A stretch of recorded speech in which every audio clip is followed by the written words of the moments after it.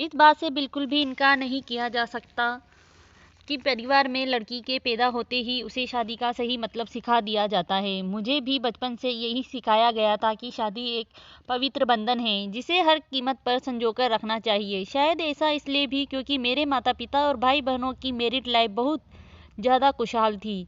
यही एक वजह भी है कि मैं इस तथ्य पर विश्वास करने लगी थी, जिससे भी मेरी शादी होगी उसके साथ मैं कदम से कदम मिलाकर चलूँगी।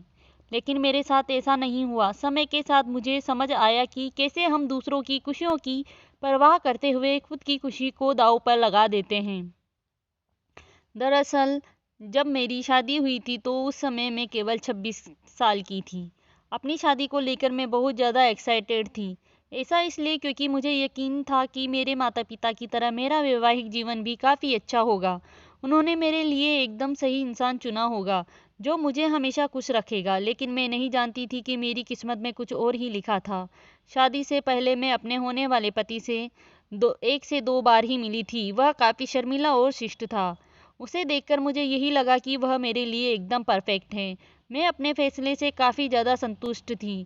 मेरे पिता ने भी मेरी शादी बहुत अच्छे से की थी। लेकिन शादी की पहली रात मेरे साथ कुछ ऐसा हुआ जिससे मेरी ज़िंदगी को बुरी तरह से हिलाकर रख दिया। सभी जानते हैं कि शादी की रात कितने मायने रखती है। इस अनुभव को यादगार बनाने के लिए मैंने खुद को तैयार कर रखा था। मेरे पति अंदर आए और बैठे और मुश्किल से कुछ मिनट ही मुझसे बात की। उन्होंने यह कहकर बात खत्म कर दी कि वह थक गए हैं। मैंने भी यही सोचा कि शादी की रस्मों के कारण थकान हो गई होगी, इसलिए मैंने भी इस बात पर ज़्यादा रिएक्ट नहीं किया। मेरी शादी को एक सप्ताह बीत चुका था और मेरे पति ने मुझे अब तक छुआ तक नहीं था। मुझे कुछ अजीब सा लग रहा था, लेकिन मैं अपनी तरफ से पहल नहीं करना चाहती थी। ऐसा क्योंकि मैं बहुत शर्मीले स्वभाव की हूँ। वैसे तो वह बहुत सभ्य व्यक्ति था, लेकिन एक चीज़ जो मुझे बार बार परेशान कर रही थी वो यह कि उसे मेरे साथ फिजिकल होने में कोई दिलचस्पी क्यों नहीं थी। यही नहीं, जैसे जैसे समय बीतता गया उनके साथ रहकर मुझे ऐसा लगने लगा कि वह मेरे पति बनने के बजाय दोस्त बना रहना ज़्यादा पसंद करते हैं। महीने बीत गए, वैसे ही मुझे हर रोज़ एक नई चीज़ का अनुभव होने लगा।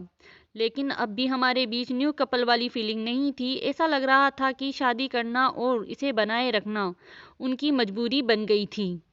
कभी उसने शिकायत नहीं की। ऐसा इसलिए क्योंकि वह बेहद नेक दिल और दयालु इंसान था। मुझे उनके साथ किसी तरह की कोई दिक्कत नहीं थी। लेकिन इसके बाद भी मुझे लगता था कि मेरी शादी में कुछ कमी थी। हमारी शादी को एक साल बीत गया और हमारे बीच छोटी सी बात को लेकर झगड़ा हो गया, जो वास्तव में गंभीर लड़ाई में बदल गया। मेरे मन में गुस्सा था तो मैंने कह दिया कि मैं एक पति के लिए तरस रही हूँ जो मुझे कभी नहीं मिला। जैसे ही मैंने ये शब्द बोले, मेरे पति एकदम से चुप हो गए और बिस्तर के किनारे पर जाकर बैठ गए। मैंने जब उन्हें रोता हुआ देखा तो मैं चुप हो गई। मैं दंग रह गई। ऐसा इसलिए क्योंकि मैंने आज तक उन्हें मेरे सामने कभी इतना कमज़ोर होते नहीं देखा था। मैंने उन्हें परेशान देख दिलासा दिया। तभी उन्होंने मुझसे माफ़ी मांगी और कहा कि उनका इरादा मुझे चोट पहुंचाने का बिल्कुल भी नहीं था, लेकिन उन्हें महिलाएं पसंद नहीं हैं। मैं कांपते हुए अपनी जगह पर खड़ी हो गई। उन्होंने कबूल किया कि वह समलैंगिक हैं। मैं कुछ समझ नहीं पा रही थी। मैंने फिर पूछा कि आप समलैंगिक हैं? तो उसने मेरी तरफ देखा और कुछ नहीं कहा।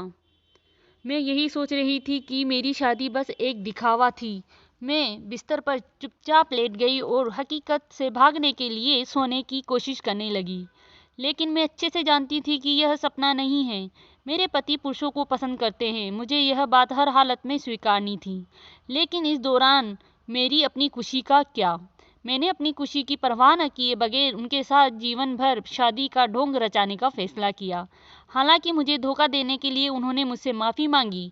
उन्होंने कहा वह सब कुछ मुझे बताना चाहते थे, लेकिन उन्हें लगा कि वैवाहिक जीवन में व्यस्त होने के बाद शायद वह बदल जाएंगे। लेकिन ऐसा नहीं हुआ। हमने फैसला किया कि अब ऐसा नहीं चल सकता। हमें किसी न किसी निष्कर्ष पर तो पहुंचना ही होगा। ऐसे में हमने तलाक की अर्जी दायर की, जिसकी वजह से हमारे परिवार के बीच संबंध खराब हो गए। लेकिन मेरे और मेरे पति के बीच दोस्त के रूप में रिश्ता बहुत मजबूत हो गया।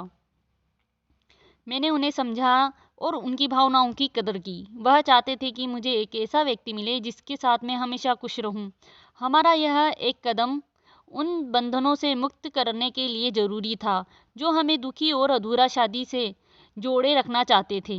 लेकिन मुझे खुशी है कि हमने समाज की परवाह नहीं की, बल्कि अपनी खुशी के बारे में सोचा। सच कहूँ तो आज मैं बहुत खुश हूँ।